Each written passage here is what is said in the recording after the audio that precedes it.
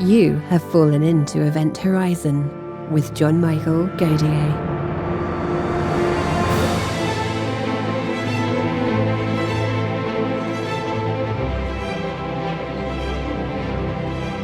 In today's episode, John is joined by Professor Avi Loeb.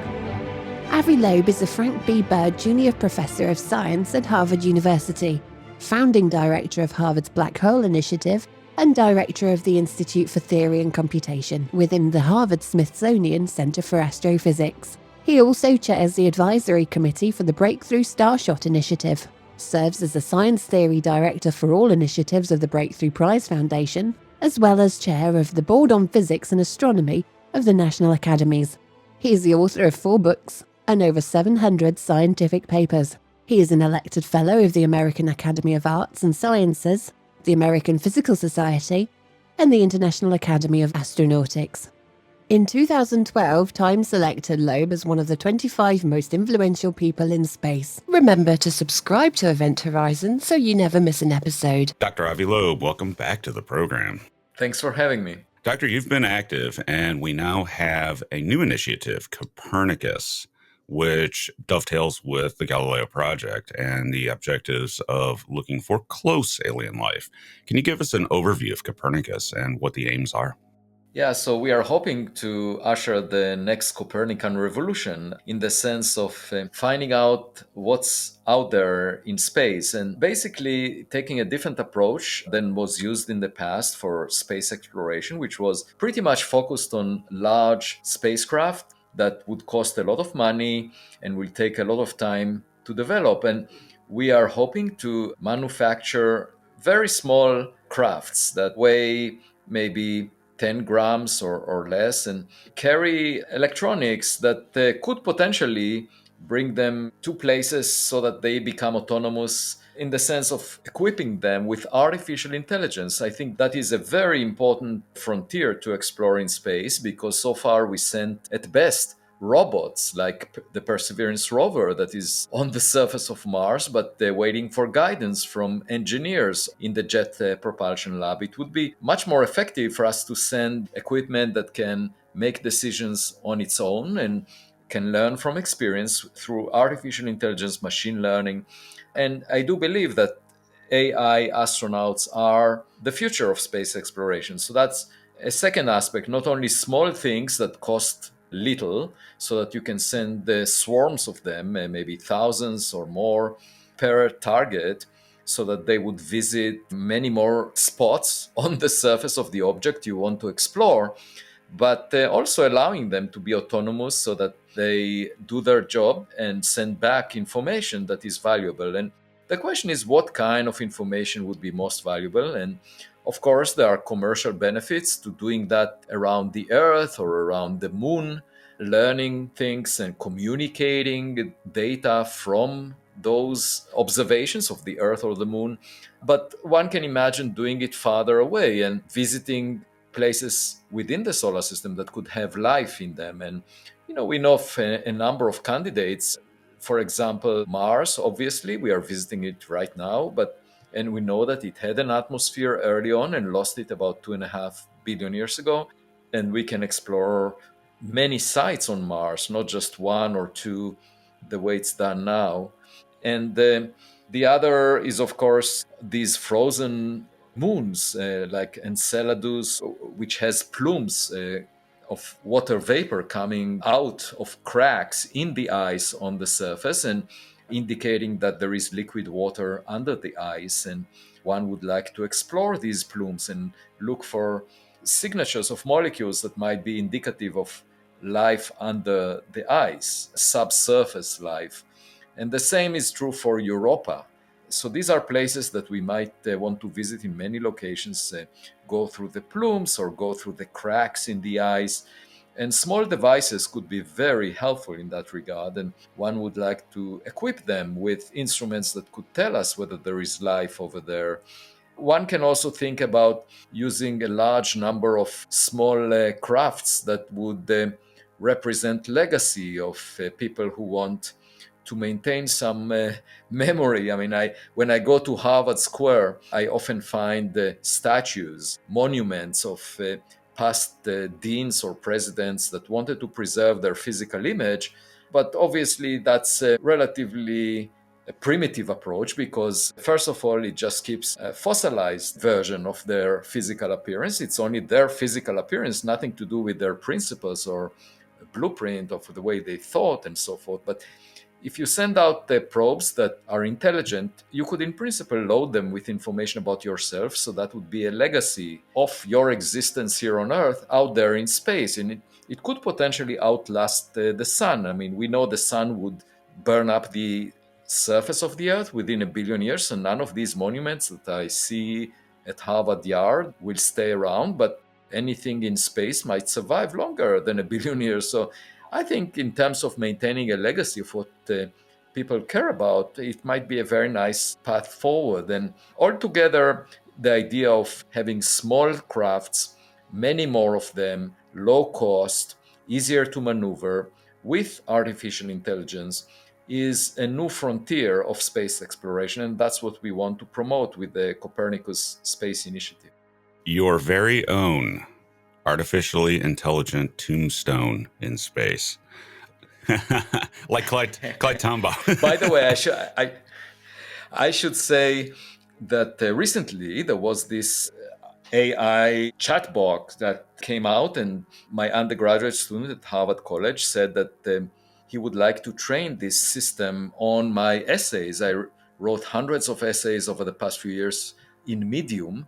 And then when I go away on, for example, an expedition to retrieve fragments from the first interstellar meteor, when I will not have Wi-Fi connection, my student will activate this AI system that will write essays on my behalf. And the interesting question is whether people would notice that it's not me. Well, that's a big question for everything because of things like the Turing test and just what a presence really means. Right.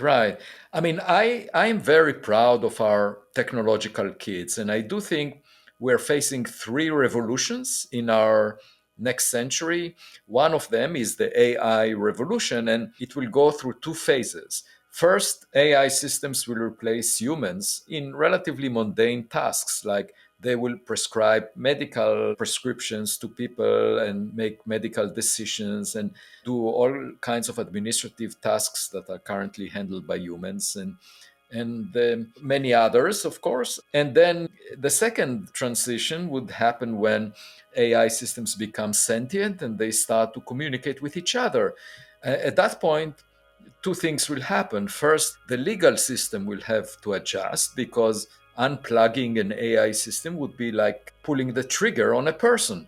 If you are not supposed to kill a sentient being, you're not supposed not only not to shoot people, but also not to unplug computers from the outlet. And the second thing that will happen is that those AI systems might establish their own society, their own community, and they could evolve far faster than we would anticipate as humans. And we will have to decide how to interact with that community of AI systems. And that will introduce challenges. So that's the first revolution that we should anticipate: sentient AI systems that communicate with each other in addition to fulfilling the tasks that humans are currently engaged in. But the second revolution would be if we are able to understand why the human body deteriorates, and we will build mechanisms of repairing the human body so that we can extend the longevity of humans potentially indefinitely. You can imagine, just like a computer where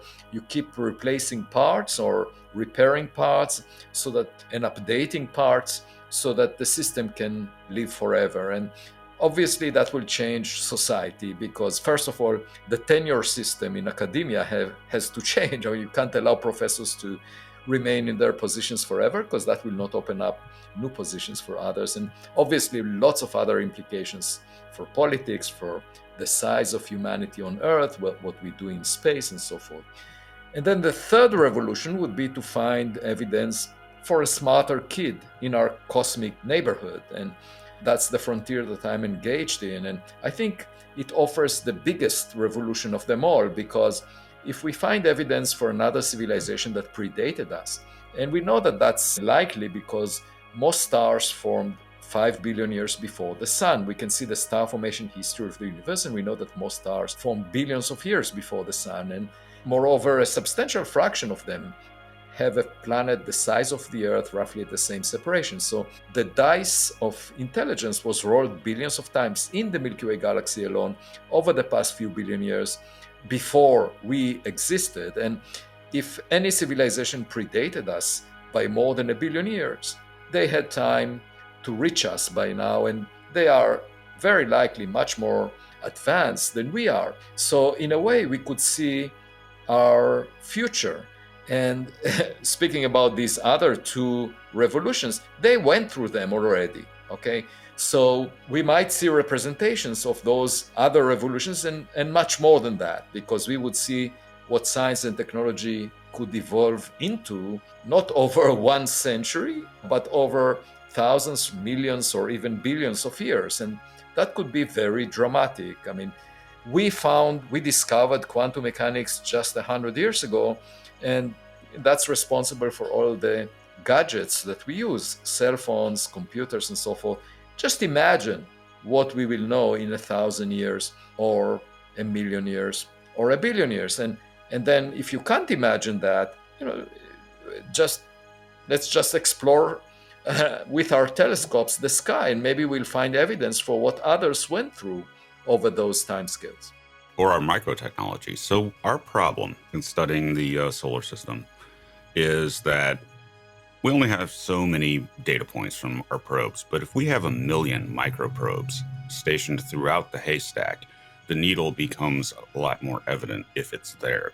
So we can use this sort of information gathering of many, many, many probes, tiny little probes, and get a sort of real-time view of what's going on everywhere in the solar system conceivably. And then we could move it outward using lasers and go to nearby star systems and monitor those.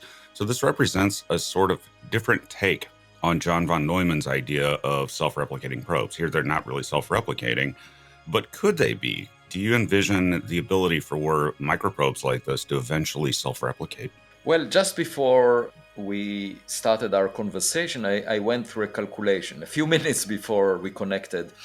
The world is spending $2 trillion a year on military expenses, okay? And suppose you were to imagine humans being much more idealistic and not fighting each other, but rather thinking about space. Because when you look at the recent images from the Orion spacecraft that NASA launched that went behind the moon, they show you the Earth as a blue marble, and you would be hard-pressed to find evidence for the border between Ukraine and Russia on this image of the blue Earth. However, this border occupies most of the headlines in the news reports. And what I'm trying to say is that from space, what we find here as the most important newsworthy items are really insignificant. The border is really unimportant from space. And if humans were to ignore it and start thinking more globally rather than focusing on the two-dimensional surface of this rock that we were born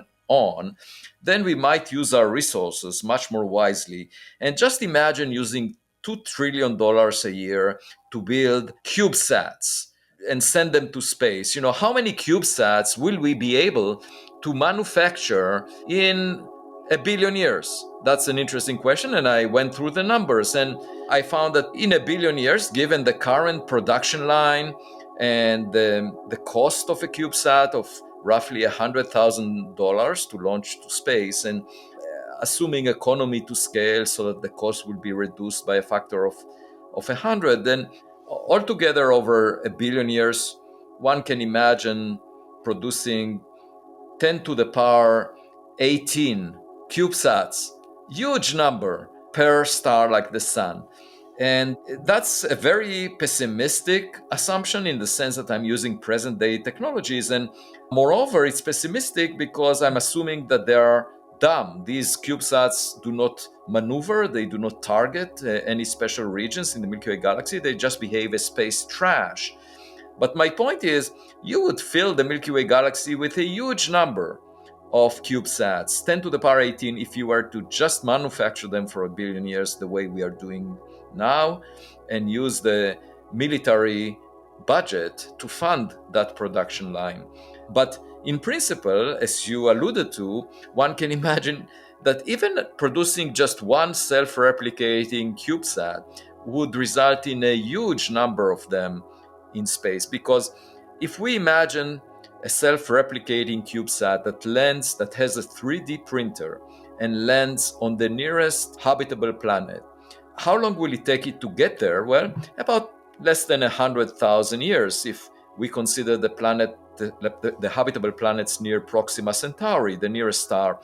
A chemical rocket that we manufacture these days should get there in less than 100,000 years. And if it uses the raw materials on that planet to make another CubeSat or two of them, suppose the doubling time is indeed 100,000 years, and then those go to the nearest stars and double their numbers within 100,000 years, and again you double and double every 100,000 years, then within 1 billion years you'll get 10 to the power 600 or so, or I mean a huge number, much more than I was talking about before. If this doubling continues for 1 billion years, you don't need to go for 1 billion years. So what I'm saying is that over 100 million years, a very short time, 1% of the age of the universe, with a single self-replicating probe that doubles every 100,000 years the travel time with chemical rockets to the nearest star, you can end up with a population that is huge by all standards, fills up all of the Milky Way galaxy. There is enough material. Then you ask yourself, okay, do we live in such a reality? And obviously, you can save in the numbers if those CubeSats are smart, if they have artificial intelligence, so they target their journey towards the habitable zone of stars, because the volume of the habitable region around the sun is 10 to the power 16, smaller than the volume of the solar system, all the way to the edge of the Oort cloud. And what that means is that you need to produce 10 to the power 16 fewer probes if they are smart enough to visit just the habitable region rather than moving around randomly and filling up all of space. So lots of opportunities here, either from smart probes or self-replicating probes. And the question is this the reality we live in? Certainly it's possible, and we now have the technologies that would allow that. So one way to find out is to look out. And obviously we have some information by now about objects that collide with the Earth. Together with my student Amir Siraj, we discovered the first two interstellar objects. They collided with the Earth, they burned up in the Earth's atmosphere, appeared as meteors. US government sensors detected the fireballs from these objects when they burned up in the lower atmosphere. And we discovered that they moved so fast that they must have been unbound to the sun. So these are really the interstellar in origin. And the US government confirmed one of those from January 8th, 2014. At the 99.999% confidence, they confirmed that indeed it's from an interstellar origin, and this was 0.5 meter in size, the object, based on the amount of energy released when it disintegrated. It was moving at 45 kilometers per second and exploded 18.7 kilometers above the ocean surface, 100 miles off the coast of Papua New Guinea. And the government also released the light curve of the fireball, and from that we concluded that it must have been tougher than iron, because it only disintegrated an extremely high stress from the friction with the air. And so it's very unusual because it's tougher than the toughest space rocks that we ever detected from the solar system. And then just recently we had a new paper that was accepted for publication, and it reported the second interstellar meteor in the same catalog of the government. And that one was detected on March 9th, 2017. And again, it was tougher than iron. And so the combined probability of drawing the material strength of the first two interstellar meteors out of the population of 273 space rocks that were in the same catalog of the US government is less than 1 in 10,000. So they are clearly coming from an origin that is different than the solar system, and we don't know what it is. It could be natural, it could be that they originated from stellar explosions, and somehow they are tougher. They're made of materials that are tougher than you find in planetary disks. But it's also possible that they are artificial in origin, that they are CubeSats or objects that were manufactured by another civilization. And the way to find out is to examine their composition. And that's what we're planning to do. We have a plan to board a ship and scoop the ocean floor near Papua New Guinea, where the first meteor exploded. And I got fully funded for this expedition at $1.5 million. And we plan to do it within late spring 2023. And obviously, we'll report the results of if we find fragments and analyze their composition. If we find a gadget, I already promised the curator of the Museum of Modern Art in New York City that I'll bring it for display, because for us it represents modernity, even though for the senders it's ancient history. And I should say that this would be the first time that humans put their hands on the material of an object that came from outside the solar system that is bigger than dust. If you find an alien artifact on the ocean floor, Avi, do not press the button. Yeah, I will. No worries. I'm very much of the attitude of being as passive as possible when we encounter technologies that are more advanced than we possess, because you never know the consequences of exploring them. And no worries. But I must say that it would be tempting to figure out what functions it does if it looks like a version 100 of the iPhone, for example.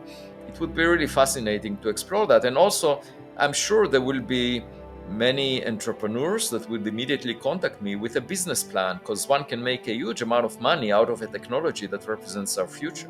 That's true. If you find anything of alien origin, it suddenly becomes the most valuable object on Earth. Now, as far as looking for these things in space, using a myriad of CubeSats, looking for alien artifacts, the idea of doing so is something we sort of already do, because we have launch systems like SpaceX, where Falcon Heavy can launch an enormous amount of Starlink satellites, or the Falcon rocket itself. Yeah, but just keep in mind the Falcon Heavy is heavy. Okay, so I mean, it's a natural tendency of alpha males to do the biggest thing possible. Okay, but it's not necessarily the smartest thing.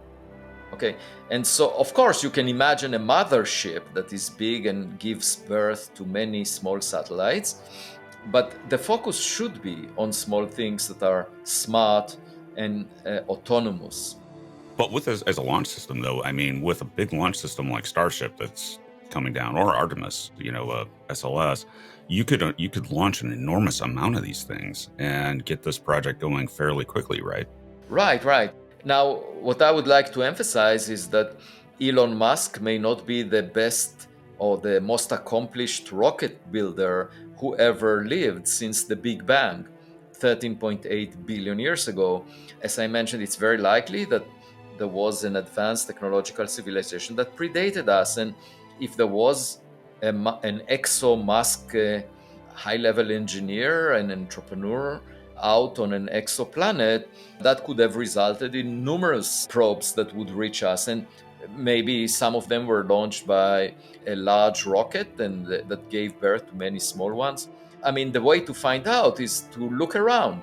And I should say that we can check if there are any types of objects, small or big, floating from interstellar space. And so far, just over the past decade, we were able to identify the first interstellar objects. The two meteors that I mentioned are about a meter in size.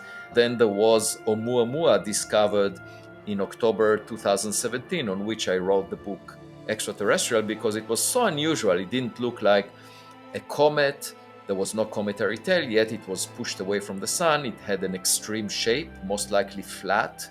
It had a lot of unusual properties that made it different from the usual space rocks that we see, asteroids included. And so perhaps it was artificial in origin. And that was about the size of a football field, much bigger than the meteors, because we cannot see objects that are much smaller than that from the reflection of sunlight if they pass within the Earth-Sun separation. So my point is, there could be a lot of CubeSats, a lot of small things coming from interstellar space that we would never notice because they reflect little sunlight for our telescopes, survey telescopes that we have now, to notice them. And of course, if they collide with the Earth, they would generate a fireball that we can notice, and that these are the meteors. Another thing that we would not notice are objects moving extremely fast, close, let's say, a fraction of the speed of light.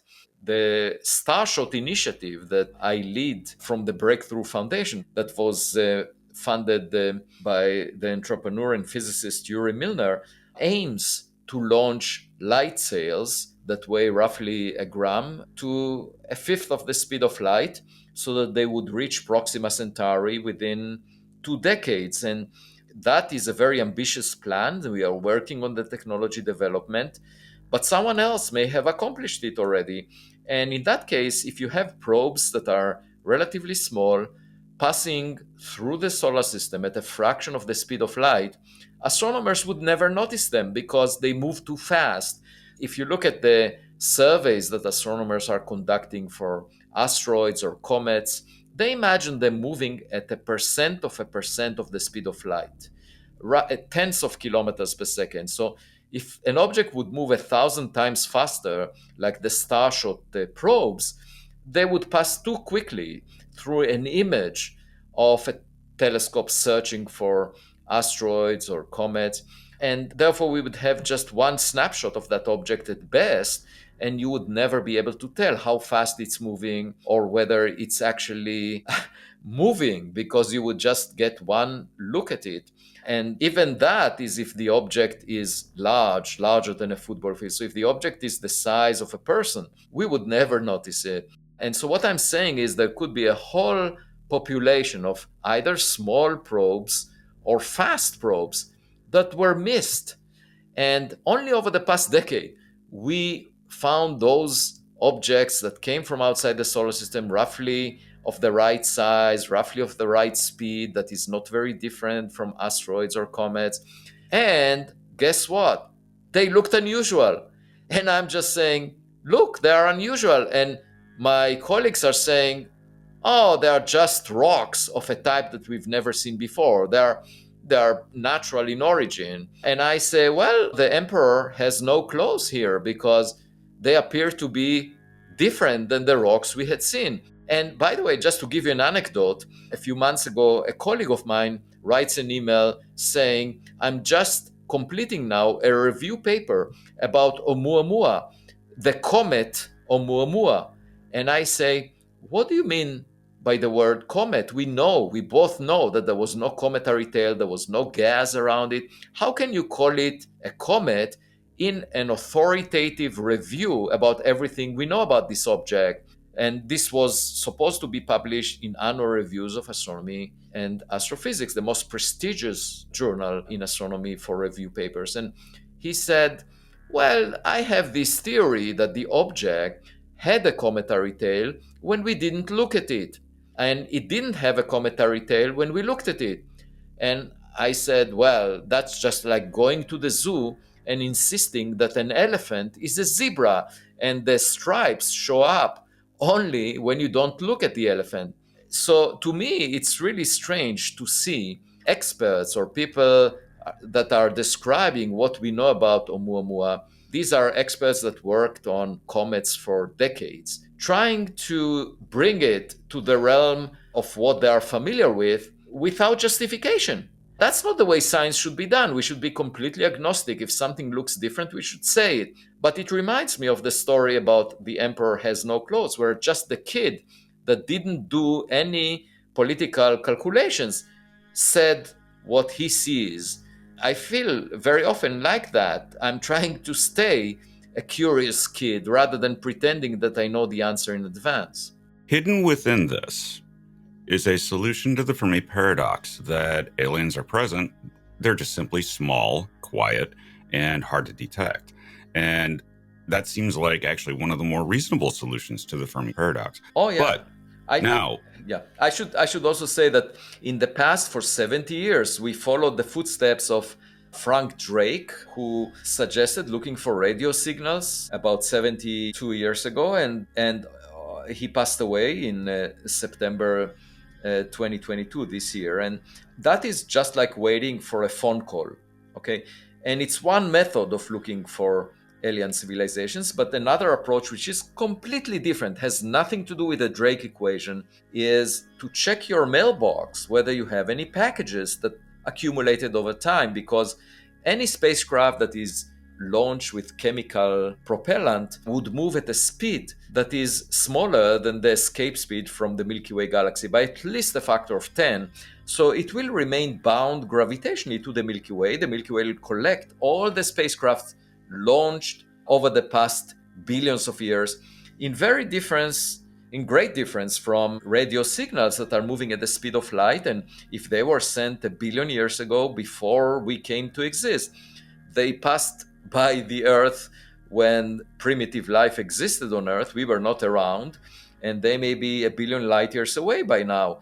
And most likely, space probes or spacecraft were launched close to the end of the life of a star that hosted those civilizations, because at that point there would be a huge exodus from the habitable planet. And we didn't hear their cries for help because they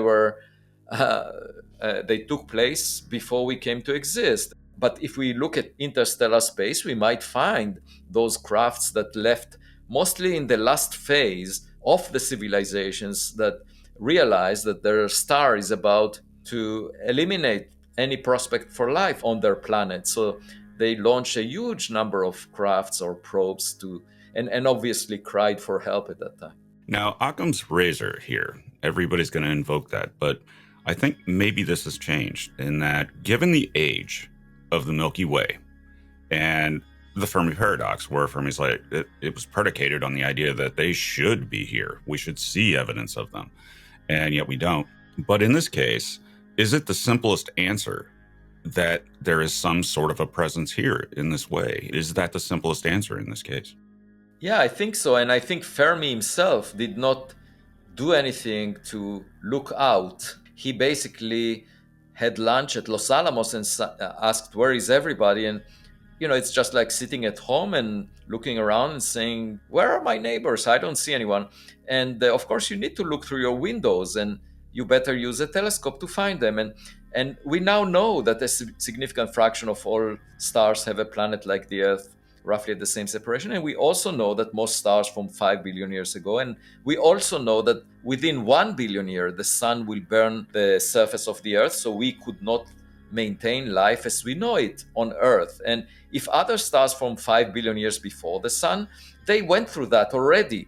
The surfaces of habitable planets like the Earth were burnt out by the red giant phase. These stars are now white dwarfs, perhaps, and obviously will not hear a radio signal from an Earth-like planet that was burned up by the stars. So just expecting another civilization to be exactly at our technological development phase and communicating with radio waves is very naive. But if you search for probes, especially those that took part in the exodus from the planetary system when the star became a red giant before it turned into a white dwarf, when you look for those probes, you might find them around because they were collected over cosmic history, over the history of the Milky Way galaxy, over billions of years. And it's a completely different approach to search for packages in your mailbox. And it was never attempted. So what I'm saying is we just used the wrong method.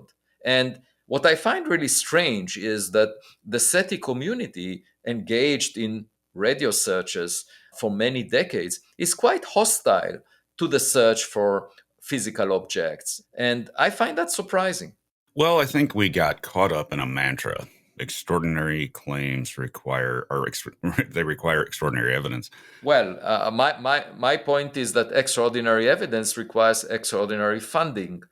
So without investing the hundreds of millions of dollars that are needed to conduct this research, you would never find the evidence. And it's a circular argument to claim the evidence is not here without funding it.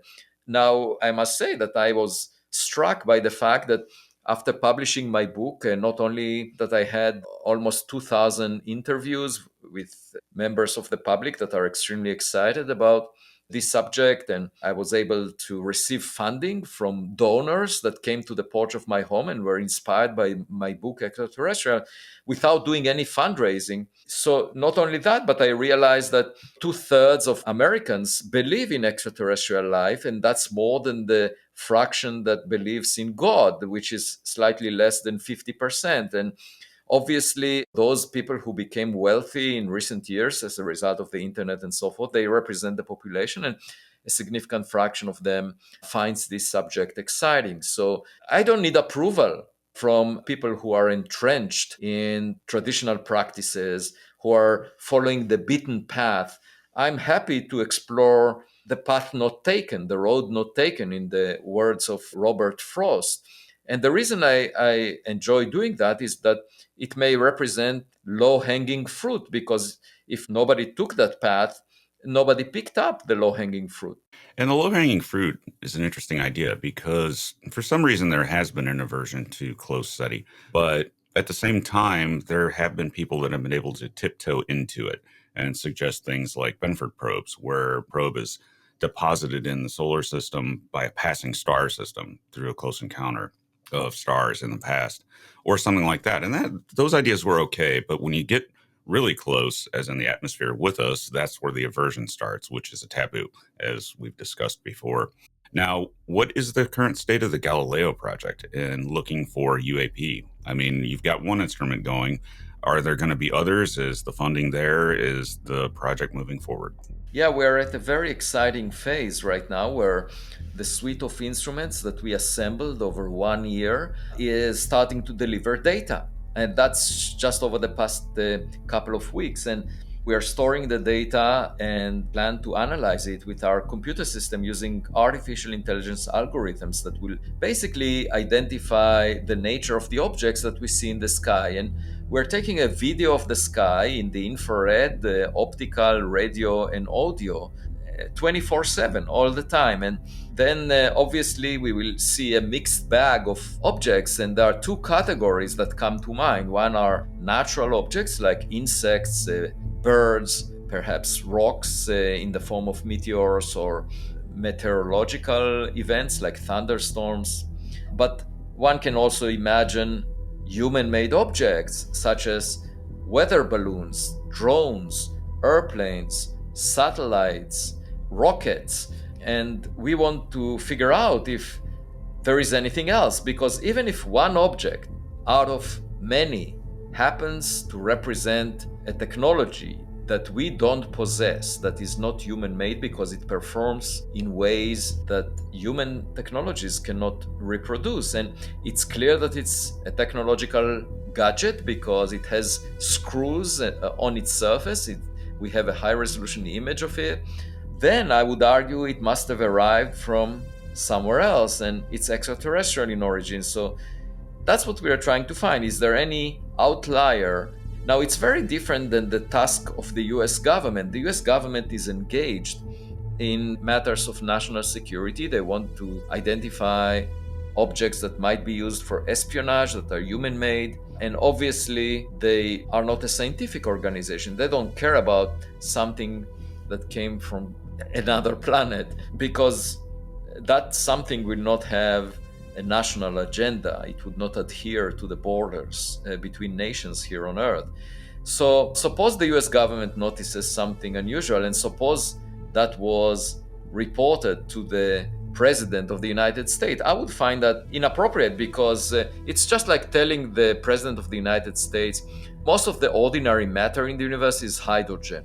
We just figured it out. And why would that be the privilege of the president? I mean, this is something about the cosmos that all humans should be aware of. So it's a result of scientific value that has nothing to do with national security concerns. And that's why I think that this subject of looking for something from outside of this Earth should be handled using the scientific method with open data and shared with all humans, because it will tell us which reality we live in. And that's important for humanity as a whole. It may actually unify us, because if we find a smarter kid in our block, it will convince us that all of our differences are meaningless. The differences among humans, that the tendency to feel superior relative to other humans, which pretty much shapes human history, will be ridiculous, because here is another far more advanced entity out there, and we better relate to each other as equal members of the human species. So the way I feel about it is it will be of scientific value, it will unify humanity, because it will give us a distant perspective about our planet, just like the image of the blue marble from the Orion spacecraft. And that's what we should aim to. The way I see politics is as divisive, as basically emphasizing the differences among humans, whereas science brings humans together, because the knowledge should be shared by everyone, and it's a collaborative process of gaining that knowledge. So I would much rather prefer to see humanity glued together by scientific discoveries than separated apart by politics and national concerns. And one way to get to that goal is for someone to visit us and tell us, you are all one family, you should treat each other better. Well, we become the humans instead of nationalities and things like that. The future is where we go to space, and when we go to space, we can't afford these things. We have to be the humans and do it collectively. That's space exploration. Right. Now, I wanted to ask you this. A government, and I'm loath to go in this direction, but I will. If a government found a piece of alien technology, it seems to me that they would want to keep that secret, number one, specifically because they can back engineer it and one up another nation state. In other words, if the US recovers an alien artifact, they're going to be like, that technology is very, very advanced, more than anything we have, so we have to keep it secret and we have to back engineer it, presuming you can even figure it out. Do you think that that's something that may have happened? I mean, there are all sorts of rumors about Roswell and recovered artifacts, even in private hands. And do you think that that's might be something that might have happened? Well, I don't know, and I find it unlikely, because over the years, over the decades, such information would have leaked. And the more likely explanation to these stories, these reports, are that one branch of government is developing advanced technologies that remain secret, and they don't want other branches of government to be fully aware of them.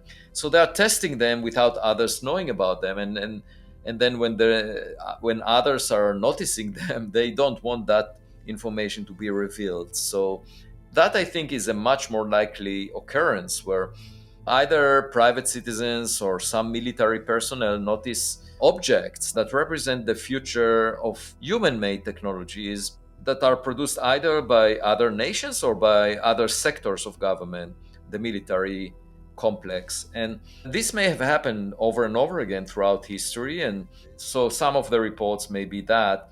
I find it hard to believe in a conspiracy. I don't think it's likely. I think someone would have provided a leak that would have been convincing. So far, it's all very fuzzy. We don't have good data or information that anything like that happens. And I say, okay, instead of asking the government to declassify information, which is pretty much like waiting for Godot in Samuel Beckett's play, you can wait forever. It's much better to take action to our hands and just explore the sky on our own, or explore any object that lands on Earth that came from outside the solar system, like these meteors. And I'm just planning to do that. And, the sky is not classified. We can just do this research and figure out if we see anything unusual. However, I don't want to go into military conflicts like in Ukraine or near military facilities, because lots of things are flying out there. There is a lot of noise, and one important aspect of doing good science is to reduce the noise level so that you can get a high signal. So if I were to select the place on Earth, if I were to look from above on Earth and search for unidentified objects, I would look, for example, at the South Pole, where you have ice. It's completely white. There is not much human-made objects flying over the South Pole, not many animals. You don't have trees, you don't have landscape that complicates your images. So it should be straightforward to see dark objects on the background of the ice. So that's an example where I would much rather minimize the noise level and not go to Ukraine, for example, where there is currently a military conflict. And not everyone agrees with me. There were some astronomers from Ukraine that reported seeing dark objects in their sky and were arguing that they are at a distance of 10 kilometers and they're the size of 15 meters and they move at a speed that exceeds the escape speed from the Earth, up to 15 kilometers per second. And I wrote a short paper saying that cannot be the case because an object moving at 15 kilometers per second of that size would have produced a fireball. We know that from meteors. You cannot move through the atmosphere so fast without producing a huge ball of light. And therefore, you cannot imagine dark objects that are darker than the sky. They should be extremely bright. And a simple way to interpret the data that they were reporting is to say they got the distance wrong because they measured it from one site, one observing site. And if the distance is 10 times closer, then the object will be a meter in size, moving at up to 1.5 kilometers per second. And that's what artillery shells are doing. And if they're even closer, they could be birds, they could be insects. So you need to pin down the distance. And of course, some people say, well, maybe it's new physics. And I say, well, it's not so easy to come up with new physics. These objects would be dark only if they block light. And then that means that they are interacting electromagnetically with light because they block it. And the interaction with electrons in the atmosphere will also be electromagnetic. So it's very difficult to imagine an object that blocks light but will not block electrons that are moving against it and produce a fireball as a result. And I should mention that a decade ago, in 2011, for example, there was an experiment that reported that neutrinos move faster than light. And within 6 months, it was found that there was a loose cable in that experiment called Opera. And in fact, neutrinos were completely compliant with the speed of light limit, even though there were lots of papers written in between during those 6 months trying to interpret the huge implications of a new physics. And so it's not easy to discover new physics. And when you have a highly uncertain distance measurement, you better check your measurements before you declare that you saw dark objects that violate the laws of physics. Now, as I recall, one of the most interesting points of the play that you mentioned is, as I recall, Godot never showed up. So what happens if we have a null result? Is that useful in telling us that there's just nothing to the phenomenon? Well, I should say we just invested $10 billion in the Large Hadron Collider. Why did we do that? Well, first of all, to prove that the Higgs boson exists, which was pretty much old news from the 60s. But the more exciting news that was hoped for is to discover supersymmetry, which over the past few decades was a very popular idea in the minds of mainstream physicists. They argued, well, there must be supersymmetry out there to solve some problems of the standard model of particle physics. And that supersymmetry should be discovered by the Large Hadron Collider because that's the natural range of parameters for that theory.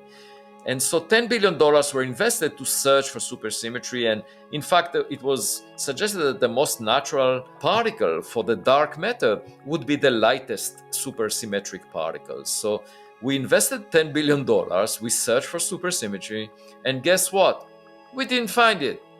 Okay, so you might say, well, it's just like waiting for Godot and not finding it. And in this case, it's not waiting, it's actually putting $10 billion.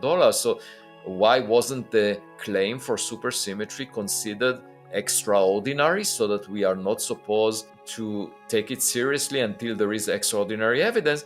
Well, the answer is extraordinary evidence requires extraordinary funding.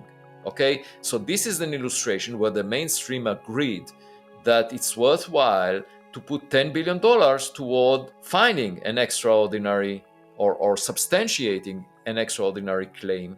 And it ended up not being right. So sometimes science of the mainstream ends up at a dead end and does not find what it's looking for. And I should say, it goes both ways. Sometimes we discover things where we didn't expect them to be.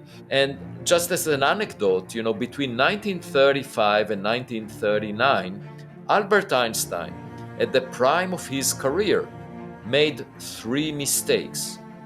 In 1935, he wrote a paper where he argued that quantum mechanics doesn't have entanglement, doesn't have what he called spooky action at a distance. That was his view. And then a few years later, he argued that gravitational waves do not exist. And then he wrote a third paper in 1939, arguing that black holes do not exist. And over the past 5 years, the Physics Nobel Prize was awarded to 3 major discoveries by people who proved Einstein wrong. So first was the discovery of gravitational waves by the LIGO experiment. Second was the discovery of a black hole at the center of the Milky Way galaxy. And third, this year, 2022, the Nobel Prize in Physics was awarded to the experimental discovery of entanglement. And I say Einstein did the right thing. He had his own views, he made mistakes, but he explored the frontiers of physics by taking risks and making assertions that were proven wrong. And these assertions deserve the Nobel Prize, even though we've proven them wrong, okay? What many physicists are doing now is not engaging with experiments. You have, for example, the study of extra dimensions, string theory. They don't make any predictions that can be tested by experiments over 5 decades, 50 years, the duration of a career of a scientist. So we don't know if these ideas are correct or not.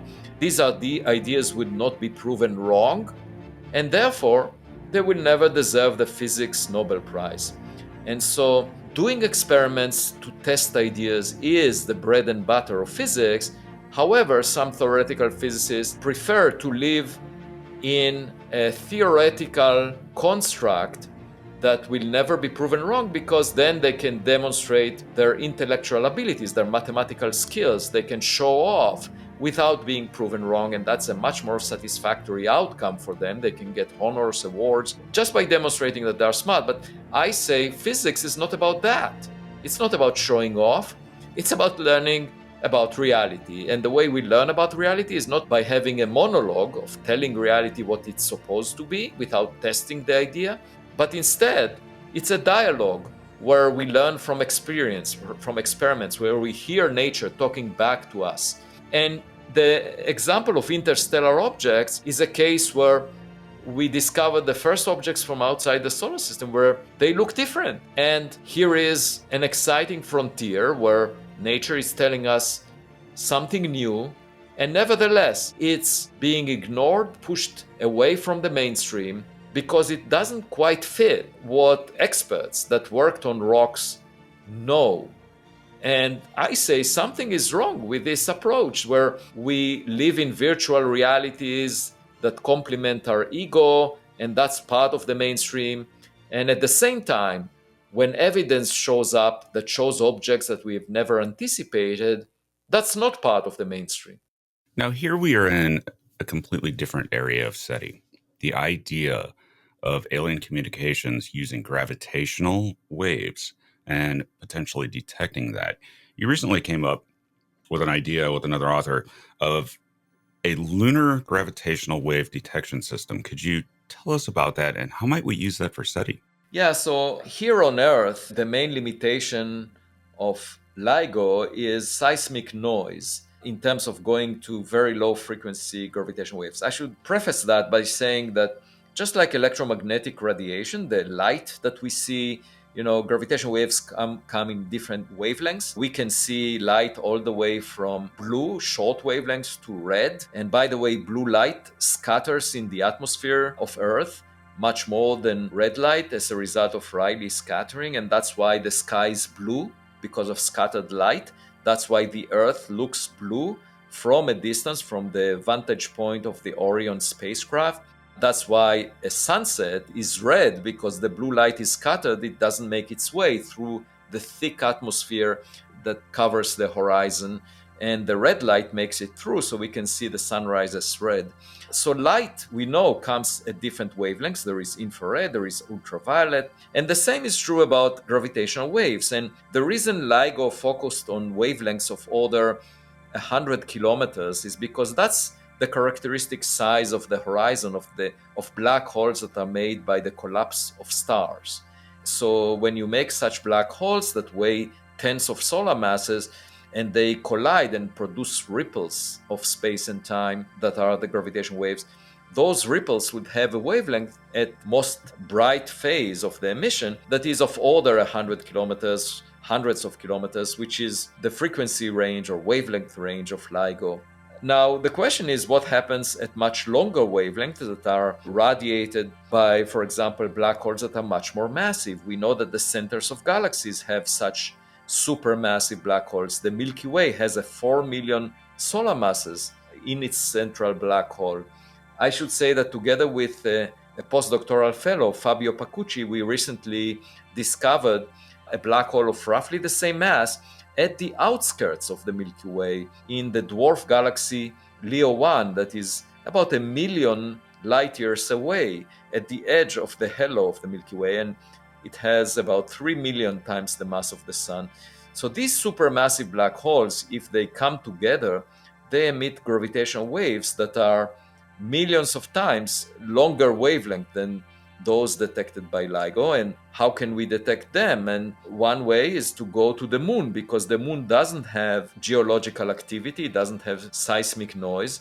And moreover, LIGO built these vacuum tubes where the lasers are propagating through so that the laser beam does not get scattered, and then they measure the slight contraction in the path length of the laser when a gravitational wave is passing through. And if you go to the moon, there is a natural vacuum out there. You don't need to produce these very expensive vacuum chambers where the LIGO experiment operates. And so you gain from two effects. One is that there is no geological activity, no seismic noise, but also natural vacuum. There is no atmosphere at all. And we suggested to build a lunar gravitational wave detector. And we ended up concluding that it would be extremely sensitive also to the kind of wavelengths you expect from more massive black holes with a wavelength of the order of the Earth-Moon separation, for example. So very large wavelengths. And it turns out that one can, in principle, imagine searching for technological civilizations if they are producing gravitational waves of that wavelength. But I would say it's a long shot, because just to give you an example, if you ask what kind of amplitude of gravitational waves you would get from the biggest impact of a meteor on Earth. So let's imagine the asteroid that killed the dinosaurs. It was roughly 10 kilometers in size, the size of a city, and it came from the sky and collided with the Earth. Such a collision would generate a gravitational wave of an amplitude that would be detectable from the moon, and also of the right wavelength that I was talking about. So a moon observatory could detect that, but it's a huge, massive object, and humanity is unable to accelerate artificially an object of that mass that is roughly 10 kilometers in size, moving at the escape speed from the Earth. So we cannot really, with existing technologies, produce a gravitational wave signal that would be detectable even from the moon. But if there was a much more advanced civilization that could, for example, bring a Jupiter mass planet close to the black hole at the center of the Milky Way galaxy, then we could detect that. But that's a huge cosmic engineering project, and I would hesitate to imagine that it's happening. In other words, we have a long way to go as far as resolution goes with gravitational wave detectors. But is there a way, perhaps a long interferometer in space, looking for gravitational waves, to detect things of that size? For example, is there an alien civilization out there saying, well, that planet just got hit by, or was hit in the past by, a giant asteroid, and a sort of record of the death of the dinosaurs is propagating throughout the universe?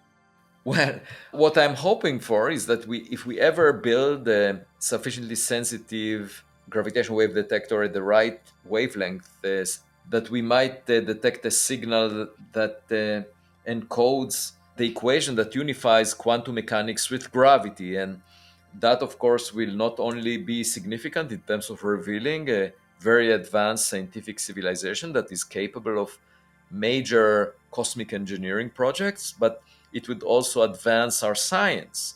And of course, you can hope for such a message from an intelligent civilization, but in principle, we can get such a message also from what is called a naked singularity. That's just like the central region of a black hole that is not hidden from us by an event horizon, the name of your program.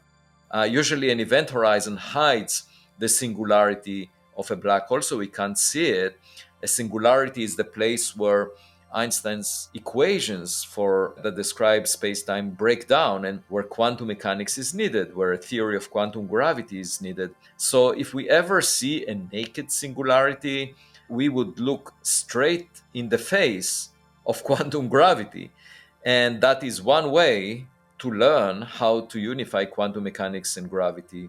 There is one such event in our past, which was the Big Bang. And the question is whether we can ever look all the way back to the naked singularity of the Big Bang. And one thing that was produced at that extremely early time was gravitational waves, actually, of very high frequency, very, very short wavelength, roughly the wavelength of the cosmic microwave background, about a millimeter. And recently, I wrote a paper together with Sani Vagnozzi where I suggested that we can actually test what happened in the very early universe by attempting to detect this graviton background, just like the photon background, the cosmic microwave background left over from the Big Bang, there should be a graviton background, just like the neutrino background left over from the Big Bang. So this graviton background should be filling space and representing the very early instant of the Big Bang. And there is a way to detect it by using a very strong magnetic field that would convert it to an electromagnetic signal. So we suggested doing that. Now, why is that interesting? Because there is a very popular theory in cosmology that is called cosmic inflation, which basically says that the universe early on, after the first instant, went through vast expansion, exponential expansion, so that a tiny region became the entire observable universe that we have right now. That explains why different parts of the universe have roughly the same conditions in them, even though they didn't have time to communicate after the early times.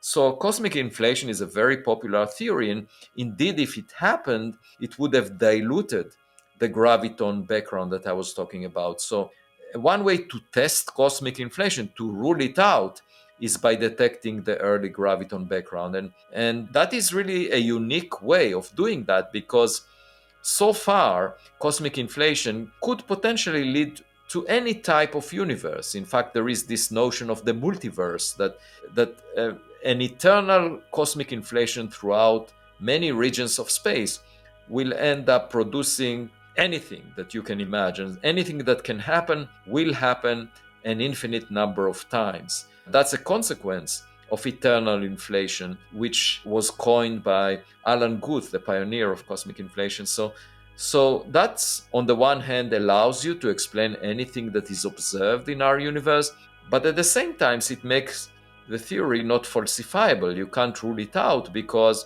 if it can accommodate any fact about our universe, you would say you cannot rule it out. So what we did in this new paper is offer a method of ruling out inflation simply by detecting the cosmic graviton background that would not exist in any model of inflation, just because of the vast dilution of the cosmic graviton background by a period of inflation. Now, to switch gears and go a little bit deeper, more philosophical for a moment. When you look as a cosmologist, when you look at the universe and you see things, we were talking about naked singularities, there seems to be prohibitions, governors on the universe somehow that, at least as far as we can tell right now, prevent us from seeing a naked singularity. There's always something. Or, for example, time. Time travel seems to be prohibited simply because it would violate causality. Things like that, rules. What do you think of those? Einstein once would vaguely refer to it as the God of Spinoza and the Old One. What's your view on this? Well, there is a cosmic censorship that suggests that naked singularities do not exist. And since we don't have a theory of quantum gravity, it's just unclear whether it should be satisfied. I mean, obviously, if there is a naked singularity, we are unable to predict what will happen as a result because we don't have a theory of quantum gravity. In one of my essays, I said that perhaps what happened before the Big Bang is that there was a scientist in a white coat in a laboratory that knows quantum gravity and knows how to engineer the birth of a baby universe. Perhaps our universe was created in a lab. That's an interesting possibility because if our universe allows advanced scientific civilizations to be born in it, they would eventually realize how to unify quantum mechanics and gravity, and they would give birth to a new baby universe. And so on and so forth, just like many generations of people could continue indefinitely by giving birth to babies that eventually give birth to new babies and so forth. So, in principle, that's a possibility. We don't really know all the rules about our universe, and of course, one shortcut that we can take is to find others who know them, that developed science for many more years than we did. Because we know two things. We know that we arrived only over the past few million years, the human species, the Homo sapiens, here on Earth. And that's a small fraction, one part in maybe 10,000 of the age of the universe. So we just came at the end of the cosmic play, and the universe existed for 13.8 billion years before us. And the second thing we know is that we are not at the center of the cosmic stage.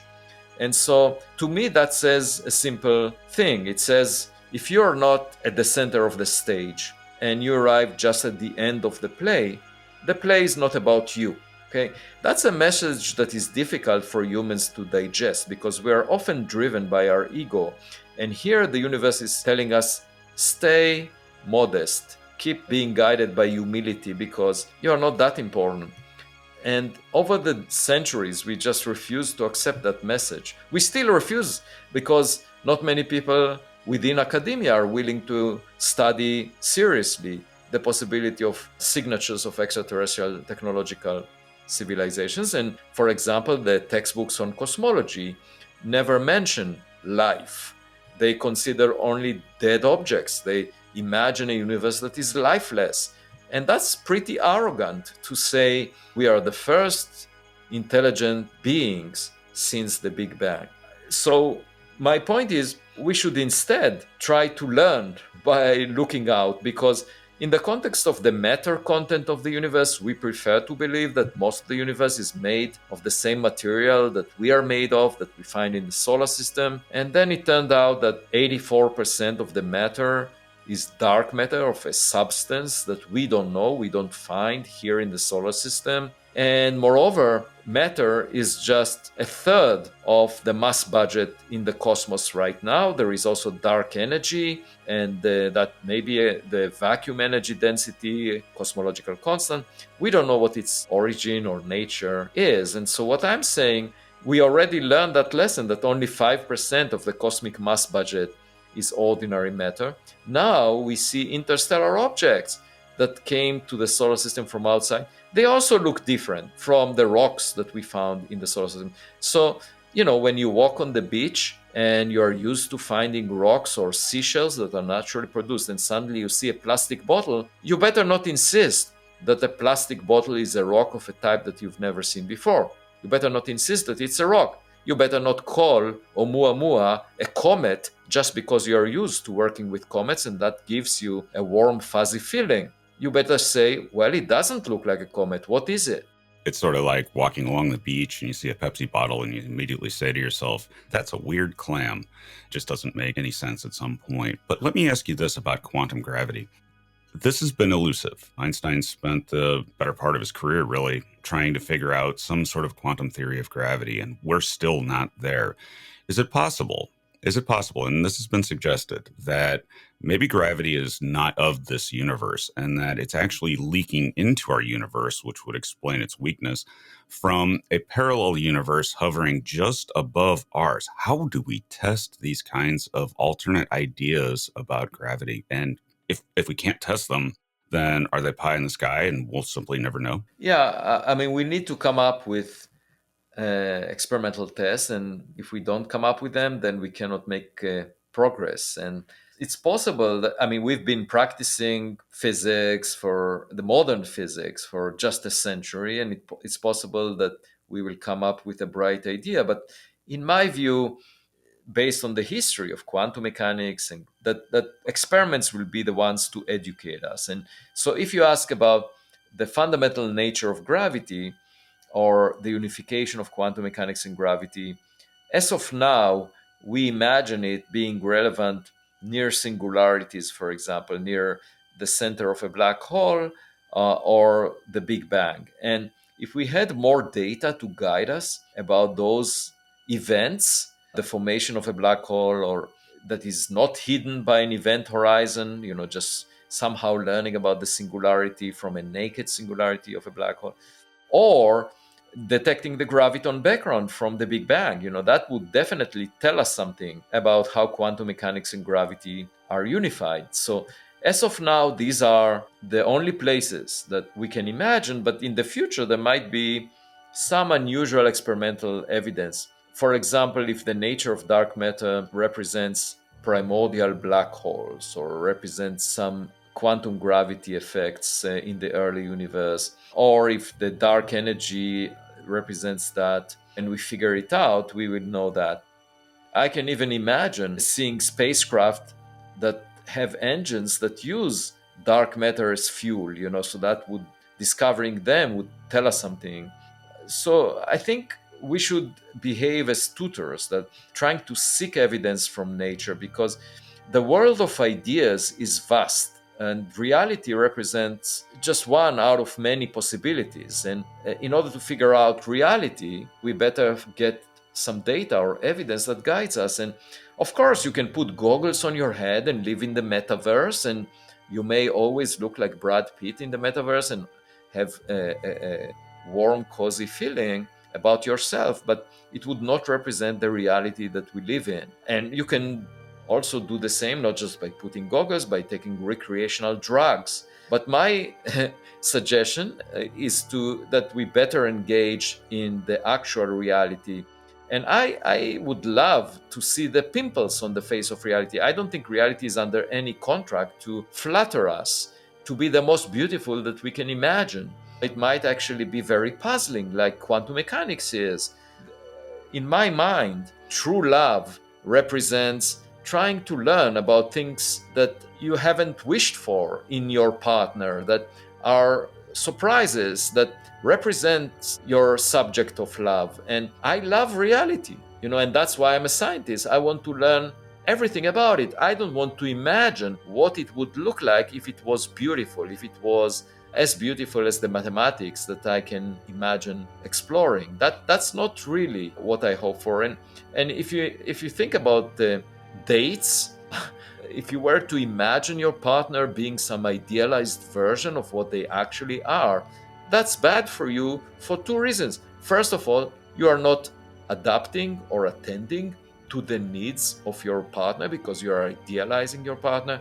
Second is, you are not responding to the reality that you partner with, and that would lead to a lot of friction later on. So I'm saying the best form of love is learning about your partner and accommodating. And in terms of the reality that we all share, that's science. It is, but there are also divorce proceedings. So the universe is not beholden to telling us exactly how it works.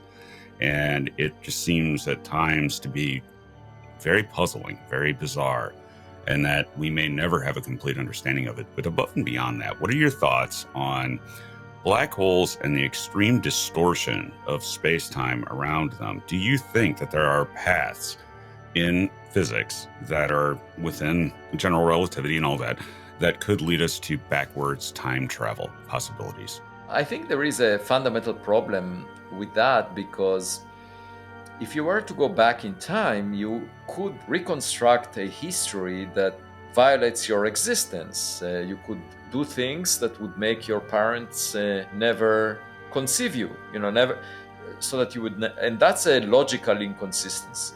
Okay, and now you might say, okay, well, maybe if you were to go back in time, you would never be able to make those actions that would violate your future. So maybe, but a much simpler solution would be to say we cannot go back in time.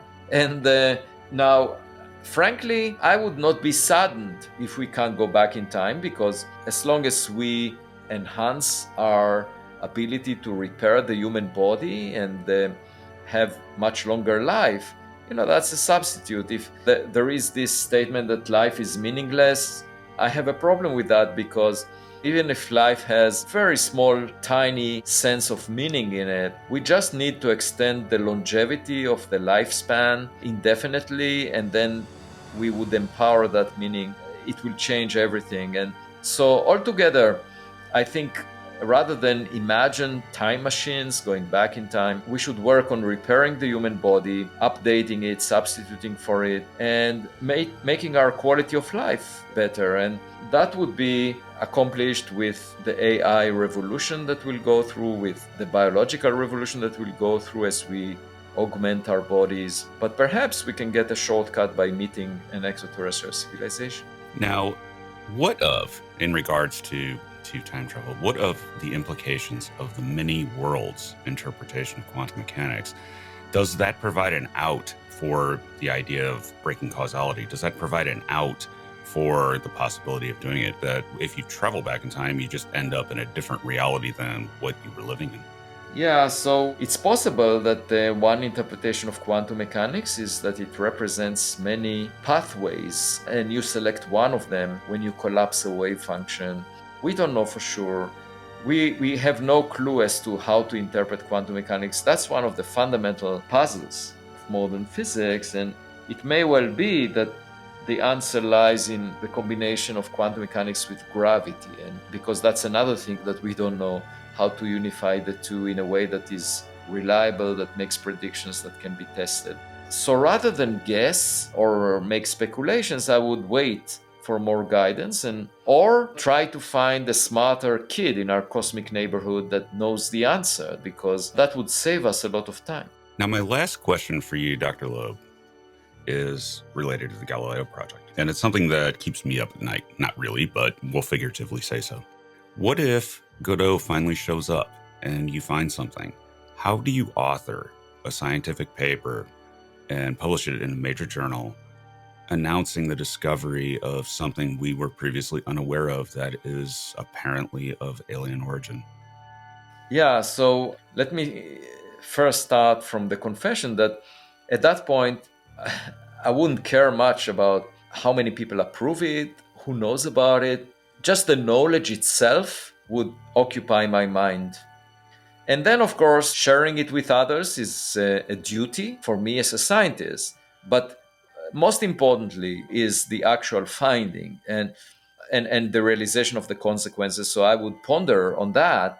And after that early phase where I think about the implications, I would let everyone know about it, and also discuss what it is and what the implications might be. The implications could be huge to the future of humanity, because it could bring new knowledge, scientific knowledge. It could give us a sense of what the future might be like, could save us time, change our aspirations for space, change our notion of our place in the universe, and change the relationship of humans to each other and the world politics and everything. And would change academia, obviously, because immediately there would be new areas of research, and everything that we applied in the past to humans will now be humans extraterrestrial interactions. And as an example, if we find a gadget that is from another civilization that has artificial intelligence, then we might use our own AI systems to interpret their AI systems, because they might have kinship to their AI systems more than to us. And it would be interesting to watch that process of us trying to interpret. I should say that I don't count on physicists figuring out AI astronauts, because physicists are accustomed to dealing with non-intelligent entities, physical objects. If I were to interpret an AI system that came from another planet, I would much rather use psychologists. They are used to dealing with intelligent systems, or use AI systems that have no prejudice, or just let them figure it out. Anyway, there is a long process of interpretation of the intent and the purpose of anything we find that is functional, how to respond to it, who represents humanity, all kinds of questions beyond the impact that it would have on our psychology, on our aspirations, on our beliefs. So it would be huge. And because of that, it's just like when Galileo discovered that the Earth moves around the sun. They put him in house arrest. Even if today they would have canceled him on social media, it doesn't really matter. That's the reality that we live in. We know that the Earth moves around the sun. And irrespective of how many people believe in it, how many people know about it, that's the reality. And so that's the first thing that will come to my mind, that here is the reality we live in. Whether people accept it, whether they like it, is completely irrelevant. And then, of course, there is a sense of duty to inform other humans of this finding. Just because I'm a scientist, I need to tell them so that it will become part of their reality as well. And that would be the process of writing papers. And frankly, once again, I don't care how many reviewers reject the paper from publication. That's irrelevant. The fact that Galileo was put in house arrest didn't change the fact that the Earth moves around the sun. So what matters to me the most is the evidence. If the evidence is conclusive, it's irrelevant how many people dismiss it. It's irrelevant how people react to it. But you have to go through this process. And even if people will not be convinced in my lifetime, if I'm convinced, that's good enough for me. That will bring me a sense of fulfillment and a different sense about my future after I die, because I would realize that there is much more out there. You see, the way I think about death is our body is just like a physical object. It's just like my computer. I was asked a question by Ralph Blumenthal, the New York Times reporter, a few days ago. Aside from the question of what was before the Big Bang, there are two other questions. What were you before you were born? He was asking about me personally. And what will you become after you die? And I told him, there is a trivial answer to each of these two questions. It's the same answer that you give to the questions, where was my computer before it was assembled? And what will happen when my computer stops working?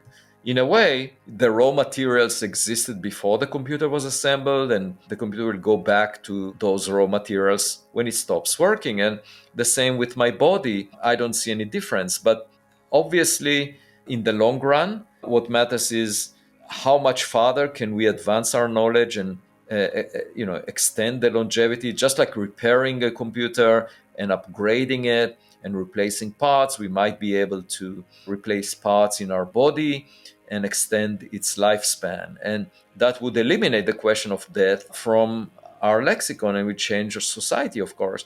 So my personal fate is not particularly important. My personal knowledge is not particularly important. And that's true for every person. But what really matters is what is the reality that we live in. And that's what I hope to find in my lifetime. Reality is reality, no matter what. And we have to understand it as it is, or do our best to try to understand it. But the reality is that when you look at things like death, there's either something after or there isn't, but it doesn't really matter, because if it's just the state you were in before you were born, well, wasn't unpleasant, at least my experience of it. And if there's something, then we suddenly understand the universe, but not while we're living. Well, the thing about death is you can tell people whatever they want to hear, and nobody came back to sue you if it turned out to be wrong after going. Yeah. It's true. I have not been sued by the deceased. And that I actually find that comforting in a way. that there are people that will never sue me in this world, or were in this world. Dr. Loeb, it's been a pleasure. Everybody can find links to Dr. Loeb's essays, his book, Extraterrestrial, and everything in the description below. And I think this is probably over 10 times we've done this now, Doctor, and I look forward to another 10. Well, I should say that in August, at the end of August 2023, I will have a new book published. It's called Interstellar, and I would be delighted to discuss its content with you once it comes out. It's already on Amazon very early in the game, and so there are lots of things to wait for. Indeed, and we will talk about it. But I would also note, too, Life in the Cosmos, your textbook that you wrote with Manasvi Lingam as well, which is sitting on my shelf. Thank you. Event Horizon and my channel are now available as a podcast on Apple Podcasts, Spotify, and YouTube memberships. Early ad-free episodes, bonus episodes, and sleep-focused content. Sign up now by clicking the links below to your platform of choice.